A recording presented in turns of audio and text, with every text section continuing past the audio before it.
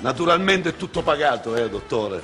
Naturalmente preferisco pagare da me la qualunque. No, vabbè. Sarà per guardare. Signore, gentilmente mi fa la ricevuta fiscale?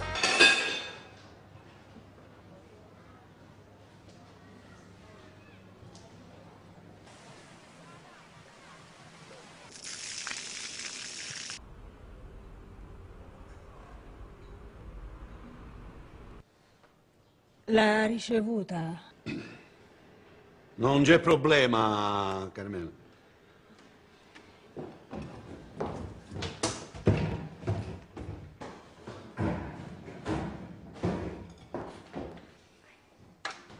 È un attimo.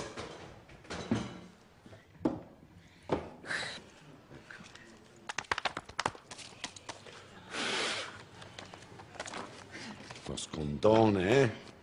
No, non si disturbi, guardi, mi faccio il prezzo com'è. No, un scontono, uno sconticcione. Non si preoccupi, faccia il prezzo com'è.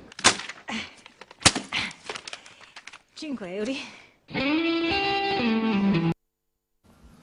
Buonasera e bentornati a dei Reporter Sera, il tema l'avrete capito, con qualunque mente ringraziamo Antonio Albanese che ci aiuta a partire con questa puntata. È un tema che ci ha fatto sorridere attraverso questo film, ma in realtà è un tema molto serio e lo affronteremo con i nostri ospiti questa sera. Con noi Elena Donazzanna, assessore Regione Veneto, buonasera. Buonasera, grazie per l'invito. Grazie a lei. Professore Ermanno Casen, il nostro editore e giornalista, buonasera. Buonasera. Abbiamo con noi Tenente Colonnello Giovanni Parascandolo, buonasera Tenente, Buonasera grazie della partecipazione. Grazie. Con noi Jacopo Berti, Movimento 5 Stelle e candidato alle regionali del Veneto. Buonasera, buonasera, in bocca al lupo. Poi abbiamo Pietrangelo Pettenò, consigliere regionale, sempre Regione Veneto. Abbiamo con noi Stefano Grigoletto, assessore al bilancio Comune di Padova, buonasera assessore. E quindi Carlo Valerio, vicepresidente Veneto con FAPI. Buonasera. Buonasera. Questa sera parleremo di economia, con molti contributi cercheremo di fare un percorso insieme e analizzeremo quello che è la legalità e il rispetto delle leggi in Veneto da parte delle imprese, ma anche da parte delle istituzioni. Innanzitutto, Assessore, grazie di essere intervenuto. Questa Regione Veneto, leader sicuramente in Italia, baluardo in molti sensi, però anche molte carenze, molte lacune profonde. Poi vedremo con noi, ci raggiungerà il Presidente di Unioncamere, Zilio. Un'indagine importante ha svelato sicuramente una non correttezza, una illegalità diffusa tra italiani e tra non italiani. Che penalizza soprattutto il buon lavoro e la correttezza di imprese che nel momento della crisi stanno facendo con grandi difficoltà il proprio mestiere, lo stanno facendo cercando di mantenere proprie produzioni, di mantenere il lavoro qui, di garantire futuro a un territorio e alle famiglie che poi collaborano con queste. Con il Presidente Zilio in questi anni, prima da Presidente di Ascom, di Confcommercio di Padova, e ora con il suo ruolo importante di Presidente di Unioncamere, abbiamo proprio provato a focalizzare l'impatto che la concorrenza sleale, il mercato del sommerso che fa fatica ad emergere, quanto sta incidendo invece nella buona occupazione e nella buona impresa. Allora, accanto a una crisi che ovviamente ha picchiato duro in questi anni, e dal 2009 a oggi ricordiamo che il Veneto ha perduto 100.000 posti di lavoro, vuol dire che non ci sono più, vuol dire che sono il frutto di imprese che hanno chiuso i battenti, di realtà che hanno dovuto dimensionarsi restringendo la propria capacità di dare occupazione. Se tanta parte ha avuto una crisi internazionale che poi ha avuto una ricaduta sull'economia reale, ce n'è una buona parte di questo danno che è da ascrivere proprio a ciò che noi chiamiamo concorrenza sleale, mercato nero, comportamenti scorretti. Ecco, su questo va focalizzata l'attenzione, perché mentre per la crisi possiamo fare poco, perché non dipende solo da noi, per il resto credo che dipenda molto da noi. Peraltro per ogni azienda che chiude sono esperienze e know-how che perdiamo, quindi se rapidamente possono chiudere le aziende, non altrettanto rapidamente possono rinascere e riemergere, perché sono esperienze profonde che in Veneto poi partono dalla famiglia, quindi proprio è una tradizione che viene a interrompersi. È un radicamento profondo che poi ha portato anche nei suoi elementi di novità una crescita di un intero territorio. Se pensiamo che il nostro Veneto si è anche addensato su queste competenze diffuse, per cui abbiamo avuto poi l'esperienza dei distretti, la gemmazione, no, di aziende che magari nascevano da esperienze, non so, di un collaboratore che poi usciva e diventava imprenditore esso stesso, e questo ha portato a una forte autonomia e capacità imprenditoriale, ma anche a competenze molto diffuse sul territorio. Quando chiude un'azienda, e chiude purtroppo in tempi anche molto veloci, per riformare quelle competenze ci vogliono 20 anni. Pete, no, non c'è destra e sinistra che tenga. Di fronte alla crisi, alle problematiche che sta affrontando il cittadino, la cittadinanza tutta in questo momento, la politica deve essere compatta e proporre soluzioni concrete ed efficaci. Sì, non c'è dubbio, anche se però c'è un'uscita da questa crisi che potremmo schematizzare, un'uscita da destra o da sinistra. Cioè, nel senso che indipendentemente dalle politiche regionali, quelle nazionali sono state delle uscite in questi anni. Nessun governo ha fatto un'uscita ha pensato un'uscita da sinistra, in cosa intendo? Un'uscita che cominciasse a ragionare su uno sviluppo, cominciasse a investire sull'economia, quindi anche sull'aiuto alle imprese, detassando, provando a capire quali sono le azioni da investire, quali sono le aziende o le produzioni che non funzionano più. Per cui si è continuati ad attardarsi invece su politiche di austerità, su politiche di tagli e di sacrifici che hanno messo in ginocchio la gente, per cui non c'è più consumo interno, per cui le imprese non fanno prodotti, non li vendono, insomma. E poi in Veneto ovviamente, per quanto si è provato in questi anni a contrastare, è chiaro che le dinamiche nazionali sono pesantissime. Se pensava qualche anno fa, l'assessore Donazzan è impegnato in tantissime crisi, corre da una parte all'altra, ma questa amministrazione, così come la precedente, quando è iniziata la crisi nel 2008, insomma, sembra ieri, invece sono passati un po' di anni, sono quasi 7 anni, insomma.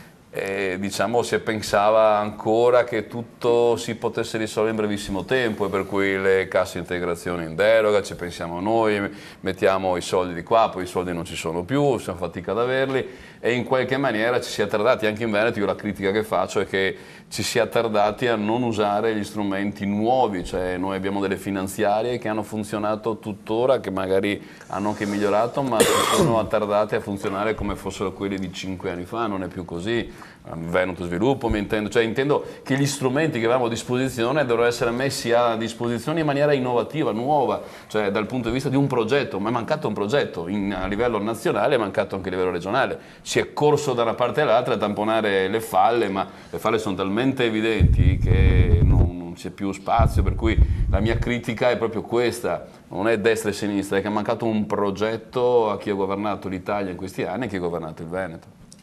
Ma se è vero che chi sbaglia paga, il cittadino contribuente che oggi subisce quindi gli non sbagli ha sbagliato, di un paga e basta il paga e cittadino. basta. Jacopo Sì. Berti, Movimento 5 Stelle, come vi ponete? Sicuramente i punti toccati appena adesso sono importantissimi. Le finanziarie regionali ci sono, però non vanno incontro ai bisogni soprattutto delle nuove generazioni. Io parlo in prima persona perché per l'appunto i bandi che esistono oggi, per esempio in Veneto Sviluppo, non sono assolutamente attuali a quelle che sono le richieste, soprattutto di una generazione nuova. Erano proprio l'inizio degli anni della crisi quando mi affacciavo al mondo del lavoro, e gli strumenti sono rimasti gli stessi, anzi purtroppo sono ancora diventati più restrittivi. Questo cosa vuol dire? Che per un giovane che esce oggi dall'università non ha nessun tipo di attrattiva a rimanere sul territorio per aprire la propria azienda. Nazioni invece che hanno avuto una visione a lungo termine, nonostante siano nazioni poco attraenti da molti punti di vista. Israele oggi è soprannominata la Startup Nation, perché è in assoluto la nazione al mondo, assieme alla Corea del Sud, che ha più nuove aziende che aprono, il maggior numero di nuove aziende che aprono ogni anno. Quindi ci vuole un progetto, ci vuole una visione, e bisogna tenere la barra del timone molto dritta e non farsi dettare dai problemi dell'oggi, del domani, delle elezioni, delle rielezioni, dai favori agli amici. Purtroppo è questo che è mancato in Veneto, è mancata proprio questa unità di intenti e soprattutto un disegno per fare il bene sia di chi si affaccia al mondo del lavoro e quindi deve rimanere sul territorio. Un ragazzo che viene formato costa circa 250.000 euro alla società. Se però parte e se ne va all'estero è una perdita netta, se vogliamo metterla a conto economico, come si suol dire. Solo guardandola come un conto economico. Ho certo. capito, ma abbiamo la perdita umana, quindi abbiamo una persona che se ne va, certo. E in più abbiamo anche creato un grosso danno economico. Non attraiamo nessuno esportiamo cervelli e conoscenza, ci stiamo facendo un danno enorme. Qual è la proposta? La proposta è utilizzare i soldi che ci sono, e in questo momento i fondi europei vengono utilizzati poco e male perché sappiamo che vengono rimandati, sono stati rimandati nei paesi baltici per esempio. Prego, ma non si trattenga, ci mancherebbe, siamo qua per discutere. Però si stanno dicendo un po' di inesattezze.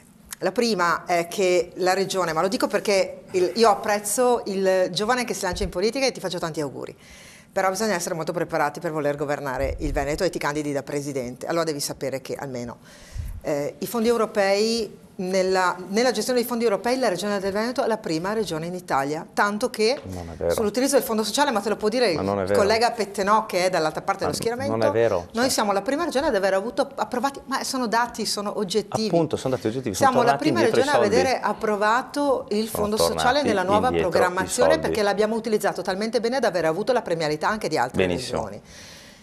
Tutto il mondo imprenditoriale, che è quello a cui guardiamo quando parliamo di crisi, perché non può essere una teoria di una qualsiasi visione politica autoreferenziale, non è una visione politica autoreferenziale, ma mi scusi, il collegamento con quel territorio che è poi rappresentato dalle imprese, e su questo noi abbiamo molto spinto in questi anni per avere come interlocuzione non tanto l'idea di un politico, qual che sia, ma il rapporto con le associazioni di categoria principalmente, e quando le associazioni di categoria ci hanno chiesto delle risposte per affrontare la crisi, questo noi abbiamo dato, cioè il collegamento profondo tra mondo dell'impresa e decisione della politica. Io vorrei chiedere, ecco perché abbiamo affrontato così bene, nonostante la pesantezza della crisi, il momento in Veneto. Berti diceva? Volevo solamente chiedere all'assessore qual è oltre alla politica, qual era la sua professione?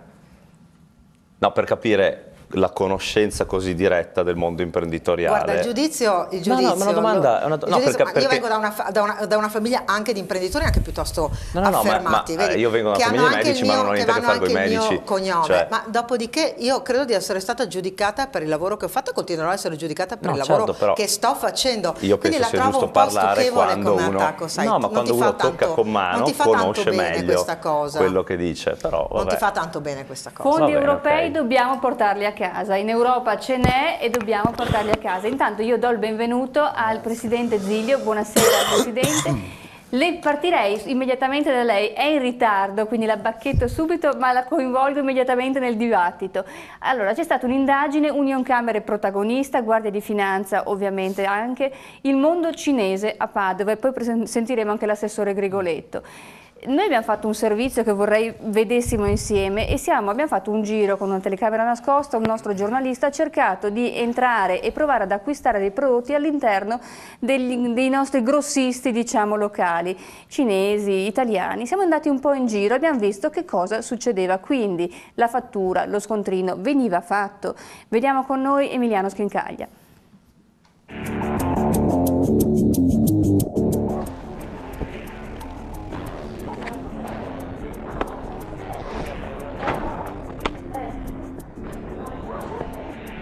Alzano. Vuoi fattura? Non ho capito. Fattura? Non c'è il contadino. Quindi una fattura, ok? Va bene. Tu vuoi? Ce l'hai il timbro? No, non ce l'ho il timbro. Non c'è il timbro, cosa si scrive? Non so come. Comunque, so che 11. 11. Ciao. Ci siamo. Questa non si può tenere la mano. Non si può? Non si può. Cioè è solo per chi ha la partita IVA? Sì. Ah, ma non lo sapevo, scusa. Solo hanno partita IVA con sacchettino e la liquidità. Quindi mi dici mettilo via, lo nascondo, ok? Perché tu non ce l'hai partita IVA, non si può tirare le quei dentro. Ok. Vabbè, lo nascondo, lo metto via subito. Sì. Meglio metti in macchina, puoi tirare loro. Ok, ci sei lì. Se no qualcuno fermano. Ok. Noi. No, niente scontrino, niente, perché ci voleva il timbro. Va bene. Ci sei lì? Ok, sì.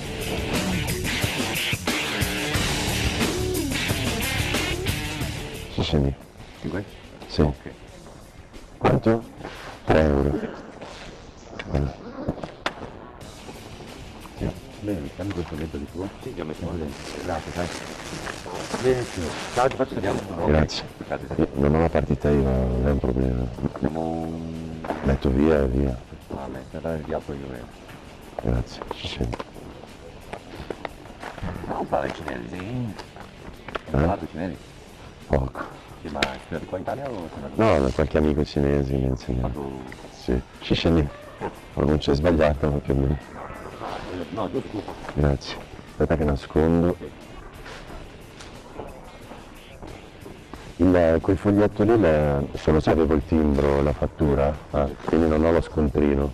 Cioè se è rotto o ci sono problemi, me lo cambi così. Vabbè, vedi subito. Ok. Poi se ti cambio no, però. No, perché non ho dietro il telefono. Ah no. Ci sei. Come in testo? In che senso? L'intestazione, la partita IVA. Ah, non ho partita IVA, perché non si può senza partita IVA? No, noi vendiamo solo i titolari di partita IVA. Non lo sapevo, mi perdoni la gaffa. Ho disturbato per niente, ma non si può... No. No, Perché è un perché non regalo. la fattura. Sì, che sto diventando matto a trovare questo tipo di... L'ho appena entrato, l'ho vista. Un attimo che chiede. Grazie. Cosa hanno detto? Uno dei nostri. Questa volta però sai che non Quindi so. per questa volta che...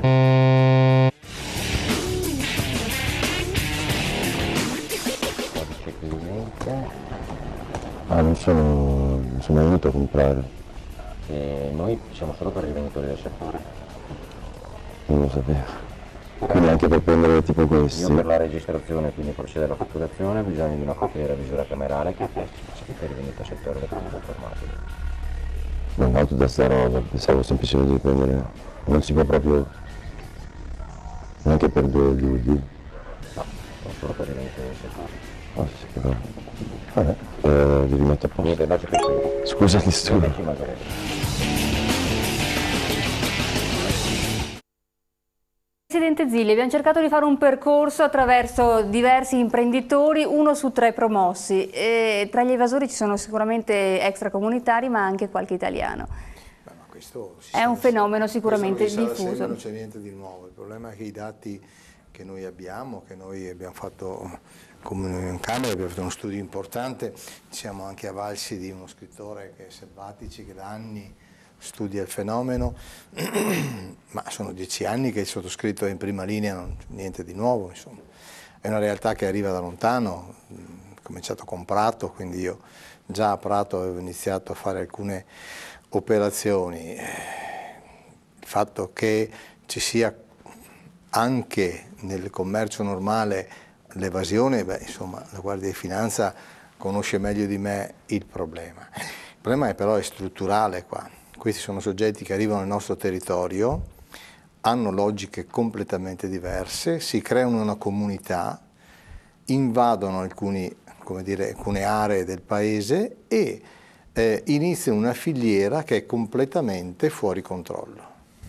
Hanno delle tecniche particolari, hanno l'aiuto purtroppo della malavita e locale e nazionale e internazionale, perché i collegamenti in modo particolare con l''ndrangheta ci sono tutti, e quindi è complicata la questione. Dovremmo parlare di dati più che del fenomeno dello scontrino, anche se questo poi è la parte comunque più evidente quando fai l'acquisto e quant'altro. Pensate che è stimata in circa 4 miliardi e mezzo l'evasione generale che paghiamo poi noi cittadini. Dallo studio che noi abbiamo fatto in Union Camere, una famiglia cinese che vive in Italia, mamma e papà, e un bambino, perché voi sapete se ne hanno 2 poi hanno difficoltà di ritornare in Cina, quindi quasi tutti ne hanno 1, guadagnano mediamente 17.000 euro all'anno dichiarati. Io la seguo quelli con delle regolari, slide che proprio seguono il suo ragionamento. Se la regia ci manda in onda la slide numero 1, vediamo come sono 5,3 miliardi di euro appunto. Sì, ma poi mi permette che finisco questo ragionamento. 17.000 regolari dichiarati, poi noi dall'indagine fatta loro ne spendono 33. Quindi già questo divario fa capire quanta evasione c'è all'interno. E poi il trasferimento del denaro, ma poi il colonnello potrà spiegare meglio di me, attraverso i money transfer che da anni denuncio, è stimata mediamente, basta vedere qualche mese fa a Roma gli arresti e l'indagine, erano 4 miliardi quelli individuati Certo. in quel territorio, anche qua parliamo di 400 miliardi all'anno, che sono soldi prelevati di fatto dopo e che dobbiamo noi in qualche modo Certo. ripianare come Certo. cittadini. Ecco, sono aspetti pesantissimi, questo studio è uno studio dettagliato e che dà la dimostrazione della totale grandezza negativa di questo fenomeno. Bisogna intervenire con urgenza. Tenente Colonnello Parascandolo, come portano all'estero poi questi ingenti patrimoni che sono assolutamente in nero, come vengono portati all'estero? Il riferimento che fa il Presidente Zilio è sicuramente vero, quello dei money transfer, che è un fenomeno che purtroppo prolifica in maniera importante. Anche qui bisogna non sempre generalizzare, perché è anche lo strumento più facile per gli immigrati regolari mandare le provviste a casa, quindi generalizzare è sempre sbagliato.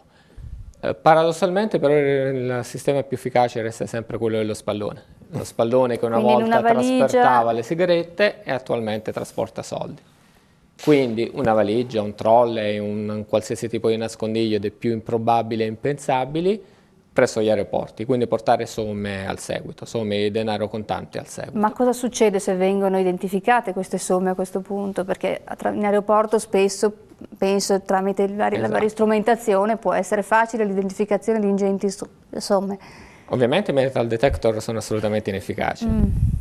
Molto efficaci sono i nostri cani antivaluta. Oltre ai cani antidroga esistono anche cani antivaluta che fiutano l'odore dei soldi e sono estremamente efficaci, soprattutto all'aeroporto Marco Polo di Venezia. Le sanzioni non sono probabilmente, anche se di recente un po' aumentate, non costituiscono una attrattiva, diciamo, negativa a contrastare il fenomeno, perché in realtà se si viene, partiamo da un principio. Si pensa sempre che trasportare soldi contanti all'estero sia vietato, in realtà è consentito, qualsiasi somma, anche se si ha in possesso di 1 miliardo di euro, non 1 milione ma 1 miliardo di euro in contanti, è possibile trasferirlo all'estero, anche in Svizzera, al seguito. L'importante ovviamente è dichiararlo in dogana, al momento del passaggio è dichiararlo. È una normativa che si chiama di monitoraggio fiscale, serve proprio a monitorare, cioè a controllare, a tracciare questa filiera. Perché è evidente che se ci si presenta alla dogana con la Svizzera e si dichiara il trasferimento al seguito di 1 milione di euro in contanti, il primo alert emerge presso l'Agenzia delle Entrate della Guardia di Finanza per vedere se la dichiarazione è congrua rispetto a quanto si porta al seguito. Ovviamente quindi si tende ad occultare per simulare una dichiarazione patrimoniale non in linea con quanto si sta trasportando. Parlavamo delle sanzioni, in realtà la sanzione non è proprio estremamente significativa, poiché vi è la possibilità di pagare in quel momento, al momento in cui si viene fermati, un 5% dell'importo che si intende trasferire e poter andare via normalmente. È evidente che poi scatta tutta un'altra indagine, tutta un'altra procedura, perché nel momento in cui comunque si viene trovati in dogana con quelle somme, poi scattano degli accertamenti patrimoniali. La fermo per capire, per vedere che a casa comprendano. Io passo con 1 milione di euro in valigia, non dichiaro niente, mi beccano. A quel punto pago, quindi prendo un pezzettino del mio gruzzoletto e lo lascio ufficialmente, a questo punto lo lascio, ed è un 5% dell'importo complessivo. Varia poi a seconda della somma, da un 5 a un 15%, però sì, comunque in linea di massima, diceva, potrebbe essere un 5%, e a quel punto io chiudo la valigia e vado. Parte una segnalazione, diceva, prego, l'ho interrotta a questo punto. E ovviamente si fa un accertamento sulla situazione patrimoniale del soggetto. Le case, gli appartamenti, le barche, le autovetture, il reddito, il tipo di lavoro che produce, se è congruo a quella somma che ha esportato illegalmente. Ovviamente se non è congruo scattano dei sistemi di accertamento induttivo, si richiamano così, come il redditometro, lo spesometro e altri strumenti che servono a ricostruire induttivamente, quindi presuntivamente, il reddito proporzionato a quel tipo di valuta, a quel tipo di quantità di soldi che si è trasportati. Però tutto successivamente, per cui se io sono una figura che ha famiglia, che risiede in Italia, che ha una storia, delle case, la nonna mi ha lasciato l'appartamento, quindi ho qualcosa da perdere, aggredire, sì. Ovviamente temo un accertamento se sono stata un po' birichina, mi consenta se sto semplificando No, per far capire. Se invece in Italia non ho assolutamente niente, non ho famiglia, non ho la mia casetta, non ho un giardino, non ho niente da perdere, quindi non temo neanche l'accertamento. Questo può essere il ragionamento? Purtroppo sì, purtroppo è vero, questo può essere il ragionamento, diventa più complicato perché per fortuna il sequestro per equivalente introdotto da qualche anno con un'ottima legge dello Stato, mi permetto di dire, consente di aggredire tutte le somme comunque in qualche modo riconducibili a questo oggetto. Vero è che se un cittadino extracomunitario che non ha legami particolari col territorio nazionale diventa tutto più complicato. Può succedere anche, mi permetto di introdurmi, Prego. che ho un'attività cinese, mi capita questa cosa, chiudo la partita IVA, vado in Camera di Commercio, la chiudo e ne riapro un'altra, quindi poi quando mi vengono a trovare non mi trovano neanche Ma io più. le chiedo E la infatti per quotidianità questo, aprono e chiudono costantemente. come si dice, i cinesi non pagano le tasse, c'è questo luogo comune, diciamo? Ci sono anche dei cinesi che le tasse le Esatto, pagano, perfettamente. tutto. Ma com'è possibile che un'azienda che apre, e come fanno a non pagare le tasse? Qual è il meccanismo legale, più o meno legale, Quando per la cui riescono a Guardia non di pagare le tasse e non essere interviene in ritracciati? qualche attività e trova una situazione fuori da ogni regola, fa alcune operazioni o i sequestri ma non solo la Guardia di Finanza, i vigili urbani piuttosto che altre competenze, spesso porto l'esempio del protocollo Padova che abbiamo fatto qualche anno fa assieme. Perché è nato il protocollo Padova, che poi è diventato il protocollo regionale con la Donazzan, che abbiamo fatto un lavoro eccezionale assieme ad Elena. Questo protocollo prevedeva che ogni istituzione ci metteva una parte. Perché? Perché in qualche occasione la Guardia di Finanza andava a sequestrare nei capannoni i prodotti che per qualche motivo non erano a norma, piuttosto che facevano danni alla salute e una serie di poi noi come Camera di Commercio pagavamo in parte, continuiamo a pagare le analisi di prodotti, quindi ognuno faceva la propria parte, veniva sequestrato il prodotto all'interno di questa attività. Miracolosamente, dopo qualche giorno, questo signore andava dai carabinieri e denunciava il furto del prodotto, quindi ci mancava poi la materia del contendere. E cosa faceva poi? Dopo 2 giorni arrivava in Camera di Commercio, chiudeva l'attività e ne apriva un'altra, con la stessa merce, perché poi il furto era solo spostare la merce. Quindi c'è una situazione complicatissima. La cosa che volevo ribadire sui money transfer, che nel 2004 erano 300 in Italia, oggi sono 36.000, con la differenza che il 10% è vigilato a Banca Italia, gli altri no. Quindi questo è un veicolo di fuoriuscita del nero, prodotto da questi come dire, commercianti o attività, che è una cosa insostenibile in un paese in cui ai commercianti, perché dopo io ho visto la signora in fondo perché non viene creata una legge che invece ci tuteli. No, vedo la signora che l'ho vista in televisione la settimana scorsa che dice io non voglio più pagare le tasse, ma se a un certo momento qualcuno qua può fare quello che vuole e altri... Microfono, no, ma scusa, ma non volevo entrare, io dico, diventa come dire istintivo, no? Che uno dice ma alcuni non pagano mai nulla e gli va sempre bene e io sono costretto tutti i giorni a far fatica a arrivare a fine mese a pagare le ricevute bancarie, i dipendenti, cioè uno non ce la fa più, cioè non possiamo più sostituirci a chi viene qua a fare l'illegalità completa, totale, come attività, perché non possiamo più reggere, cioè il sottoscritto è un imprenditore, non è che, voglio dire, vedo il mondo, lo vedo da 2 lati, vedo, e ha ragione Elena, i percorsi perché Unioncamere lavora con la Regione e il sportello europeo per i progetti europei e li portiamo a casa per le imprese e facciamo un ottimo lavoro, ma d'altra parte anche dobbiamo essere tutelati che se dobbiamo fare una corsa dobbiamo essere tutti sulla stessa griglia di partenza cercando di arrivare tutti allo stesso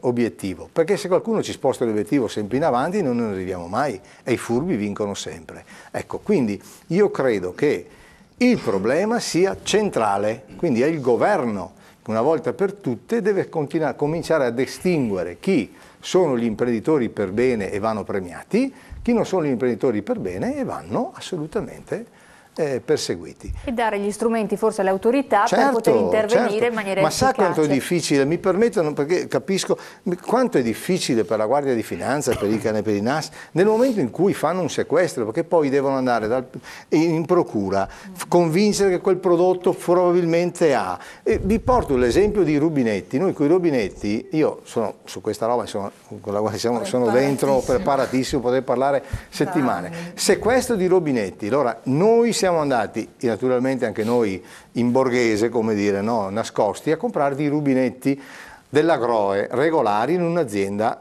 e siamo andati tranquilli, abbiamo preso fattura e compagnia bella. Poi siamo andati in un posto a prendere i rubinetti dell'Agroe contraffatti. Risultato, abbiamo pagato le analisi, quei rubinetti rilasciavano una serie di materiali dannosi alla salute, dal piombo di tutto e di più. Si è bloccata per un anno la questione, perché un tecnico che ha fatto l'esame a un certo momento dice vabbè, è vero, però bisogna vedere quante volte uno apre il rubinetto al giorno. Ed erano contraffatti completamente, ci siamo chiodati per un anno e mezzo. Abbiamo un'infinità di trappole, un'infinità di trappole. Bisogna superarle. Un attimo di pubblicità e torniamo subito.